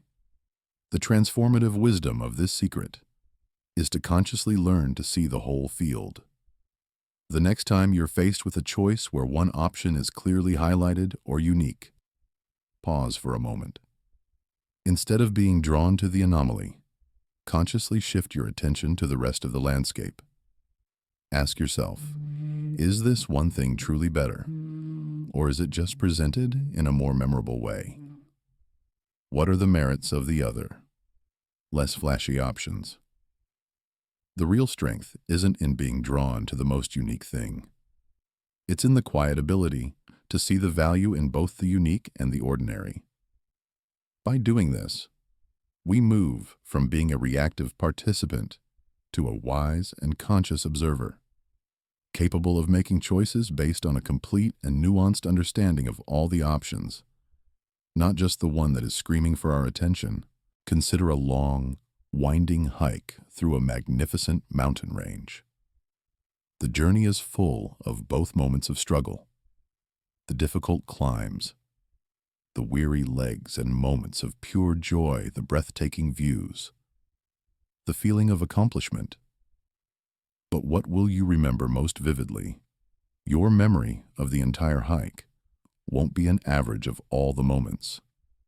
Instead, your mind will focus on two specific points: the exhilarating feeling of reaching the highest peak and the peaceful, satisfied feeling of the journey's end.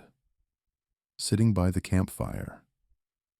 These two moments, the peak and the end, will become the entire story of your experience. The long, mundane stretches in between will fade into the background.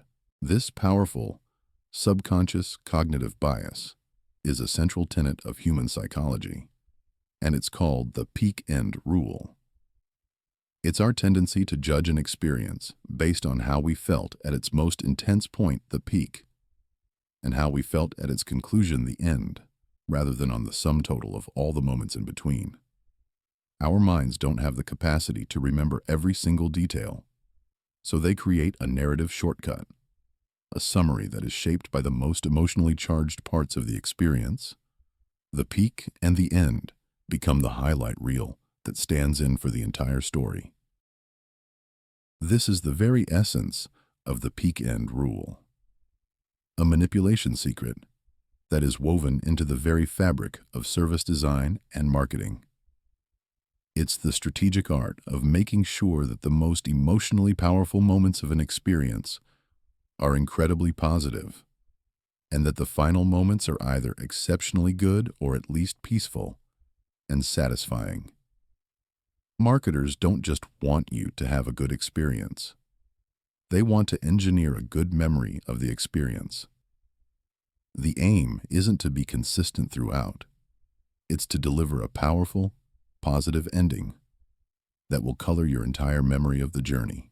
Think about a theme park ride that is exciting from beginning to end, but concludes with a final, heart-pounding drop and a perfect, smooth landing into a stunning visual display.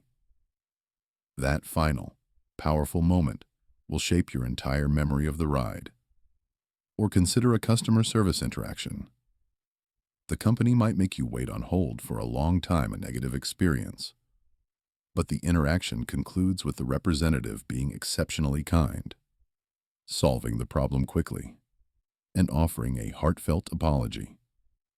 You will remember the kind ending, not the frustrating wait, and your overall memory of the company will be positive. The focus is always on the high point and the final impression, because these are the moments that will linger in your mind and influence your future choices. The profound tragedy here is that we can be led to believe we had a great experience, even when the majority of it was mediocre or even unpleasant. We might return to a place or a product that, on reflection, was only saved by one or two incredible moments and a satisfying conclusion. We become the person who remembers the mountaintop, but forgets the long, arduous trek to get there. Our loyalty and our positive reviews are often based not on a holistic truth, but on a carefully curated memory of a single moment. This can lead us to make repeated choices that don't truly serve us, simply because the feeling of the end was so powerful. The healing melody, the transformative wisdom of this secret, is to consciously challenge the highlight reel. The next time you find yourself thinking about an experience, whether it was a purchase, a vacation, or an interaction, pause for a moment. Instead of letting your mind jump to the peak and the end, consciously try to remember the moments in between. Ask yourself, what was the average experience like? What were the long, less memorable parts of the journey? The real strength isn't in clinging to a beautiful memory. It's in the quiet ability to see the truth of the whole story, both the peaks and the valleys. By doing this, we move from being a passive recipient of a memory to a wise and conscious storyteller of our own lives, capable of making choices based on a complete and honest reflection of the past. In the vast, wild ocean, a shark is a thing of raw power and beauty. But when we hear the word shark, our minds don't immediately leap to a scientific analysis of its biology or its role in the ecosystem. Instead, we are flooded with a cascade of emotion, a feeling of fear, a memory of a thrilling movie, a sense of awe or terror. Our immediate emotional response, our affect, becomes a quick and powerful shortcut for evaluating the animal itself. The feeling comes first, and the rational thought follows, trying to justify the emotion. We don't think about the shark and then feel. We feel first and then think. This powerful subconscious process is a central truth of human psychology, and it's called the affect heuristic. It's our tendency to let our emotions, our feelings of like or dislike, fear or joy, guide our decisions and judgments, often without any conscious awareness of what's happening. When we feel good about something, we instinctively believe it is good, safe, and valuable. When we feel bad about something, we instinctively believe it is bad, risky, and worthless. Our emotions become a lens through which we view the world, coloring our perceptions with an intensity that can often override logic and reason. This is the very essence of the affect heuristic, a manipulation secret that is woven into the very fabric of emotional marketing. It's the strategic art of creating a powerful, positive emotional response to a product or a brand, knowing that this effect will become the primary driver of a consumer's decision. Marketers don't just present the facts, they tell a story, play a melody, or show an image that is designed to make you feel. The aim isn't to get you to think, it's to get you to feel, and then to let that feeling do the work of convincing you. Think about a commercial for a brand of soda. The commercial may not say a single thing about the ingredients or the taste, Instead, it might show a group of friends laughing, a family sharing a meal, a couple having a perfect, sun-drenched day. The commercial is selling you a feeling of happiness, of community, of pure joy. Your brain, in its quest to make sense of this emotion, will begin to associate the soda with that feeling. The next time you see the product, you won't just see a bottle. You'll feel a faint echo of that happiness. Your positive affect toward the feeling is transferred to the product itself, making it seem like a good and valuable choice, even if the facts don't support it. The profound tragedy here is that we can be led to make decisions that are not based on rational thought, but on an emotional state that was carefully and strategically engineered. We can find ourselves buying a product not because it is objectively the best, but because it feels good. We can be swayed by a powerful story, a beautiful melody, or a heartwarming image, and we can mistake that feeling for a genuine, rational reason to purchase. We become the person who is enchanted by the myth of the shark, and we forget to appreciate the quiet, factual truth of its existence. This can lead to a closet full of things we don't need, and a mind filled with a quiet sense of buyer's remorse. The healing melody, the transformative wisdom of this secret, is to consciously learn to separate the feeling from the fact. The next time you're faced with a choice that is accompanied by a powerful emotional response, whether it's joy, fear, or excitement, pause for a moment. Take a deep breath.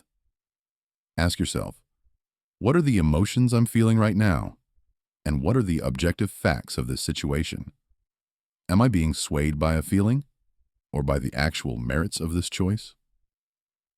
The real strength isn't in a life devoid of emotion. It's in the quiet ability to feel your emotions deeply while maintaining the clarity of a rational mind.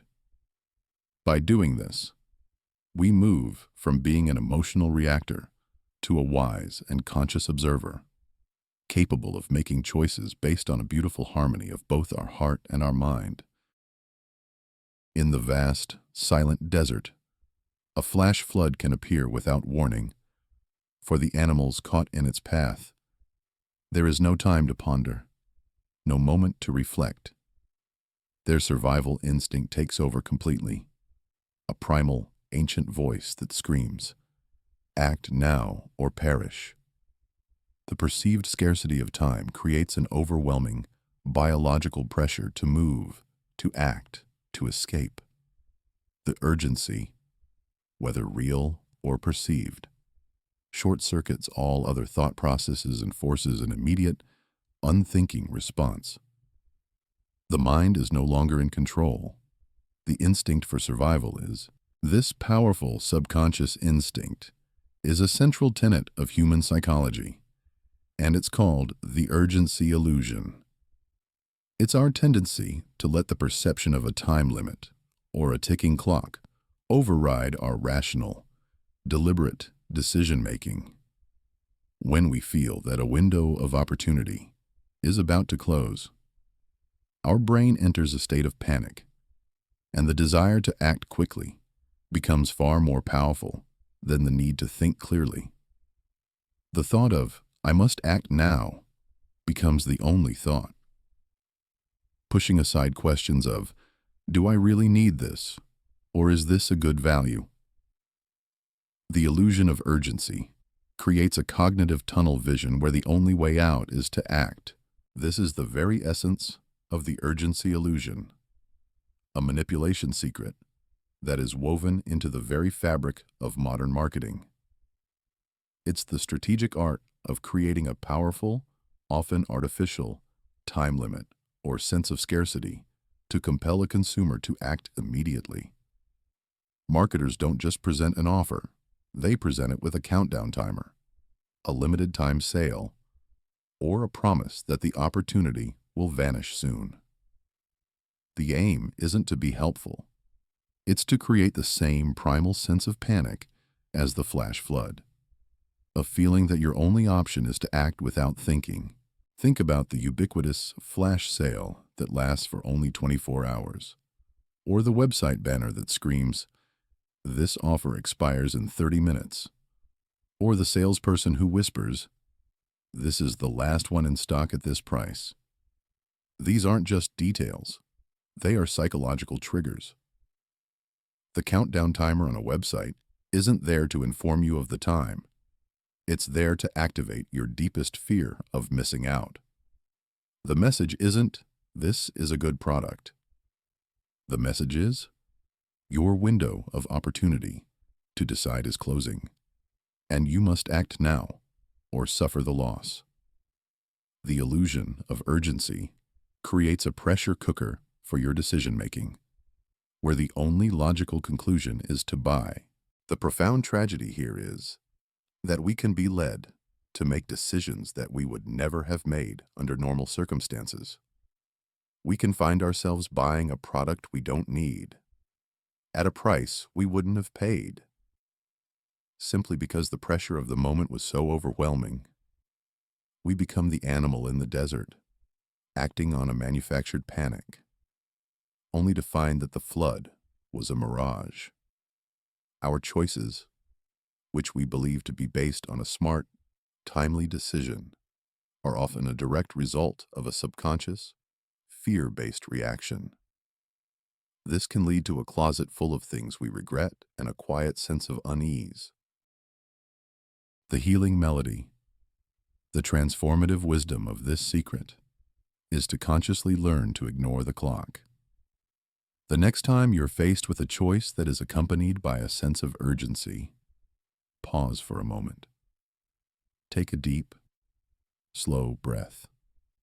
Instead of letting your mind race, consciously ask yourself, is this urgency real, or is it manufactured?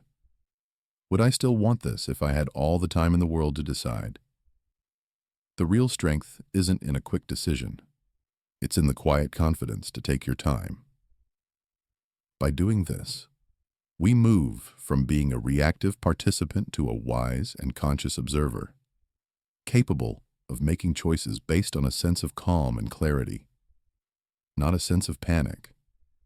We reclaim our power to act from a place of peace, not a place of fear. Observe a small, wild bird that returns to the same tree branch day after day. At first, the branch is just a place to perch. But with each passing sunrise, with each repeated visit, the branch becomes more than just a place. It becomes a familiar, safe, and comfortable part of the bird's world. There is no grand epiphany, no conscious decision. The simple, repeated exposure to the branch creates a subconscious feeling of trust and preference. The familiar becomes the favored, not because of a single, powerful event, but because of 1,000 small, repeated interactions. This powerful subconscious principle is a central tenet of human psychology, and it's called the mere exposure effect. It's our tendency to develop a preference for something simply because we are familiar with it. The more we are exposed to a particular face, a melody, a brand name, or an idea, the more we tend to like it. This happens without our conscious awareness. Our brains, in their quest for safety and efficiency, interpret familiarity as a sign of safety and trustworthiness. The strange is met with caution. The familiar is met with a quiet, subconscious acceptance. We don't just prefer what is good, we prefer what we know. This is the very essence of the mere exposure effect, a manipulation secret that is woven into the very fabric of advertising. It's the strategic art of repeated exposure to a brand name, a logo, or a jingle, knowing that this familiarity will, over time, create a feeling of trust and preference in the consumer. Marketers don't just present their product once, they present it everywhere, over and over again, in 1,000 small, subtle ways. The aim isn't to make a single, powerful impression. It's to create 1,000 tiny moments of familiarity that build into a powerful, subconscious preference. Think about a brand name that you see everywhere on billboards, in commercials, as a sponsor of your favorite team. You may not be a conscious fan of the brand, but because you are constantly exposed to its logo, a subconscious feeling of trust and acceptance has been quietly built in your mind. Or consider a jingle from a commercial that you hear over and over again. It might be annoying at first, but with each repetition, it becomes more and more familiar. And that familiarity can, over time, lead to a subconscious preference for the brand it represents. The mere exposure effect is why brands spend billions of dollars on advertising that may not even seem to be selling anything.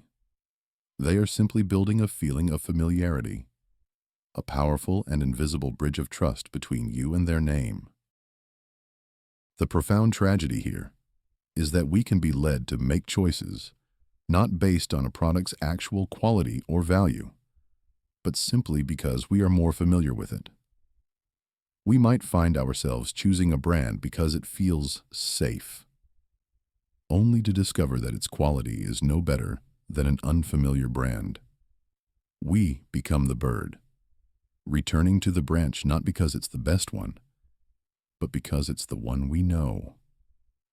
Our choices, which we believe to be based on a conscious preference, are often a direct result of a quiet, subconscious feeling of familiarity. This can lead us to a life of perpetual mediocrity, where we always choose the known over the potentially better unknown. The healing melody, the transformative wisdom of this secret, is to consciously challenge the feeling of familiarity. The next time you're faced with a choice between a brand you know and a brand you don't, pause for a moment. Instead of letting your subconscious guide you, consciously ask yourself, what are the objective merits of this brand I know? And what are the objective merits of this unfamiliar brand? The real strength isn't in clinging to the familiar. It's in the quiet courage to explore the unknown. By doing this, we move from being a passive recipient of familiarity to a wise and conscious explorer of our own choices, capable of finding new and better things that we may have otherwise overlooked. We reclaim our power to act not from a place of subconscious comfort, but from a place of conscious clarity. In a quiet garden, a wise old gardener asks a young novice for help, carrying a heavy bag of soil. The novice, who had never interacted with the old man before, obliges. The next day, the gardener asks for another small favor, and the novice helps again, this time with a lighter heart. With each small act of giving, a curious thing happens. The novice begins to feel not a sense of burden, but a growing fondness and respect for the old gardener. The act of helping, of doing a favor, has created an emotional connection. The novice doesn't help because they like the gardener. They begin to like the gardener because they have helped them. This powerful, paradoxical principle is a central tenet of human psychology, and it's called the Ben Franklin effect. It's our tendency to like and feel a connection to a person more after we have done them a favor.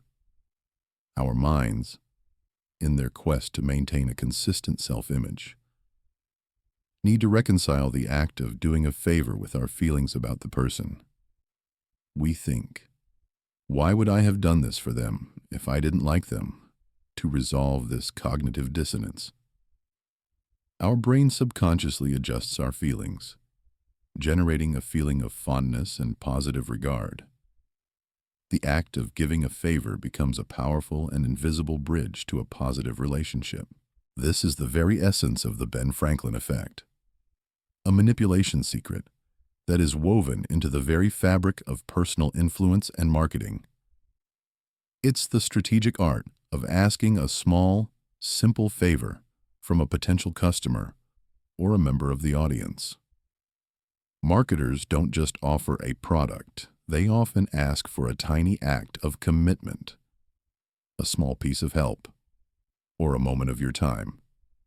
The aim isn't to get the initial favor, it's to plant a seed of positive regard that will grow into a deeper, more committed relationship.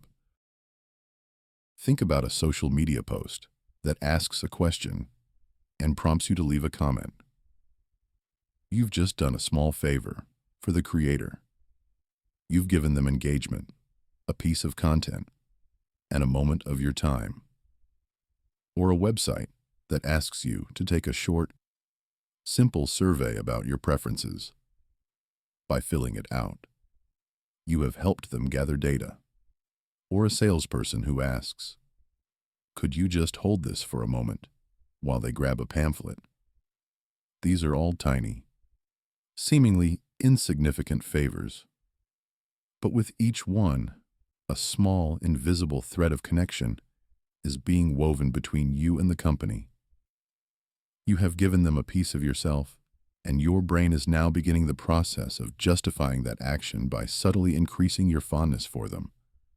The act of giving becomes a powerful, subconscious reason to continue giving. The profound tragedy here is that we can be led to a place of trust and loyalty without ever realizing how that relationship was built. We might find ourselves feeling a strange sense of loyalty to a brand without ever realizing that it was a series of small, unthinking favors that created the bond. We become the novice, giving our time and energy, and then justifying that giving with a manufactured fondness. Our choices, which we believe to be based on a genuine, deep-seated connection, are often a direct result of a subconscious need to justify our own past actions. This can lead to a quiet sense of regret as we realize our loyalty was built on an illusion. The healing melody, the transformative wisdom of this secret, is to consciously learn to separate the action from the feeling. The next time you are asked to do a small favor for a company or a person you don't know well, pause for a moment. Instead of letting your brain automatically create a positive feeling, consciously remind yourself, this is a favor. My feelings about this person or company are independent of this act. The real strength isn't in a blind loyalty born from a series of favors. It's in the quiet ability to give with a full and open heart, while maintaining the clarity to make your future choices based on objective merit, not on a feeling of obligation. By doing this, we move from being a reactive participant to a wise and conscious giver, capable of building genuine relationships that are based on real value and mutual respect. In a vast, silent library, a single, intriguing book sits on a high shelf. Its cover is worn, its title is half obscured, and a single, tantalizing sentence is visible on the back. The mind, in its nature, cannot stand this void. It creates an information gap between what it knows and what it desperately wants to know. This gap creates a powerful, relentless itch. A curiosity so strong that it compels the person to climb the ladder, reach for the book, and fill the void. The desire isn't just for knowledge. It's for the resolution of the gap itself. The mystery, the promise of a complete story, becomes a powerful and irresistible motivator. This powerful psychological driver is a central tenet of human psychology, and it's called the information gap theory. It's our innate, almost insatiable, desire to close the gap between what we know and what we want to know. When we are presented with a piece of information that is incomplete, our brains are hardwired to seek out the missing pieces. We can't let go of the question. We crave the answer. This isn't a conscious choice. It's a deep-seated biological drive that, in our evolutionary past, was crucial for learning and survival. This is the very essence of the information gap theory, a manipulation secret that is woven into the very fabric of content creation and marketing. It's the strategic art of creating a powerful question, a tantalizing mystery, or a piece of incomplete information to compel a consumer to seek out the answer. Marketers don't just give you a solution, they first create a problem, a void of knowledge that only their product or content can fill. The aim isn't to give you information. It's to create a deep and powerful desire for it. Think about a blog post title like, "The One Thing You're Doing Wrong with Your Diet and How to Fix It."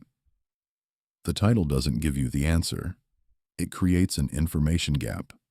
It makes you ask, what am I doing wrong? And that question is a powerful hook that compels you to click and read the article. Or consider a commercial that poses a question. Are you making this one common mistake? It's not a question for you to answer. It's a question designed to create an information gap that can only be resolved by watching the rest of the commercial. The mystery of the one thing becomes a powerful and irresistible driver. The promise of knowledge becomes a powerful motivator, a hook that pulls us in and doesn't let go until the gap is closed.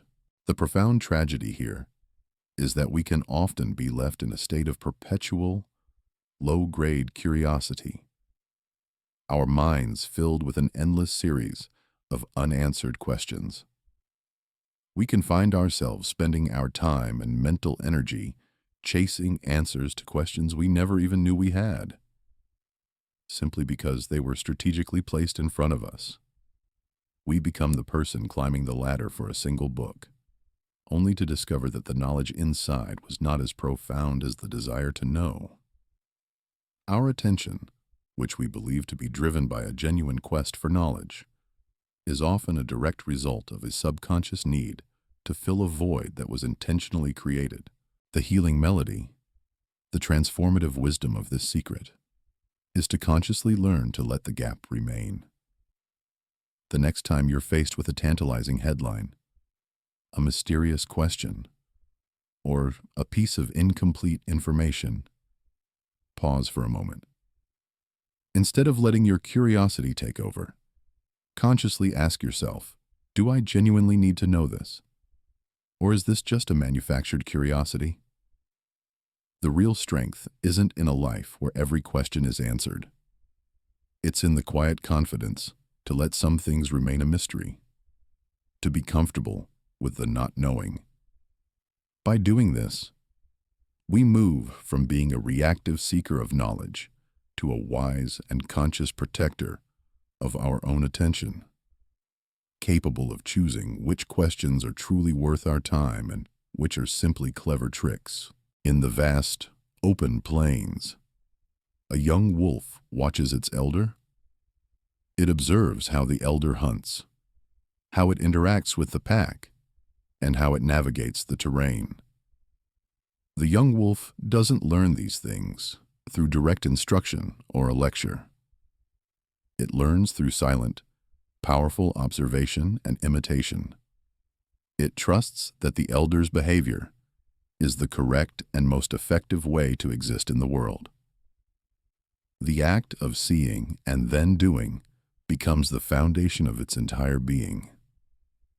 This is a profound, biological truth we learn not just through our own experiences, but through the experiences of others, especially those we admire and respect.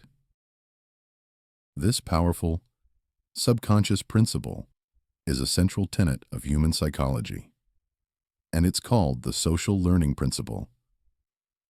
It's our tendency to learn behaviors, attitudes, and emotional responses by observing and imitating others, especially those we see as similar to us or as aspirational. Our minds, in their quest for efficiency and safety, use the actions of others as a shortcut for what is acceptable desirable, and effective. We are, in a very real way, a mirror of the world around us. We don't just see a behavior, we internalize it, and it becomes a part of our own potential. This is the very essence of the social learning principle, a manipulation secret that is woven into the very fabric of modern marketing and influence. It's the strategic art of using aspirational figures, relatable peers, or credible experts to model a behavior that the marketer wants you to adopt. Marketers don't just tell you to buy their product. They show you someone who looks like you, or someone you wish you could be, happily and successfully using it. The aim isn't to give you a reason to buy. It's to give you a model to imitate. Think about the ubiquitous use of influencers on social media. The influencer doesn't just present a product. They present a lifestyle. They show themselves living a life you admire, beautiful, successful, happy, and they show their product as an integral part of that life. You don't just see the product. You see the story of a person who has it all, and your mind, in its quest to learn how to be that person, begins to associate the product with the success you desire. Or consider a commercial for a sports drink that shows a world-class athlete using the product to achieve greatness. The message isn't, "This drink is full of electrolytes." The message is, the behavior of greatness, which you desire, is associated with this drink. The act of imitating the aspirational figure becomes a powerful, subconscious reason to purchase. The profound tragedy here is that we can often be led to adopt behaviors, beliefs, and even entire identities that are not our own. We can find ourselves chasing a lifestyle that doesn't resonate with us, buying a product we don't need, simply because it was a part of a story we wanted to imitate. We become the young wolf, imitating the elder's hunt, only to discover that our own true strengths lie in a different kind of pursuit. Our choices, which we believe to be an expression of our own identity, are often a direct result of a subconscious imitation of a carefully curated model. This can lead to a quiet sense of inauthenticity or a feeling of being lost.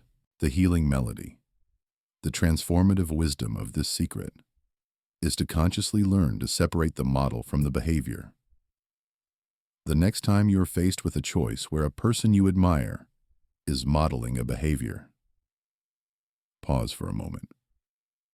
Instead of letting your subconscious take over, consciously ask yourself, am I attracted to this product because it is good, or am I attracted to it because of the person using it?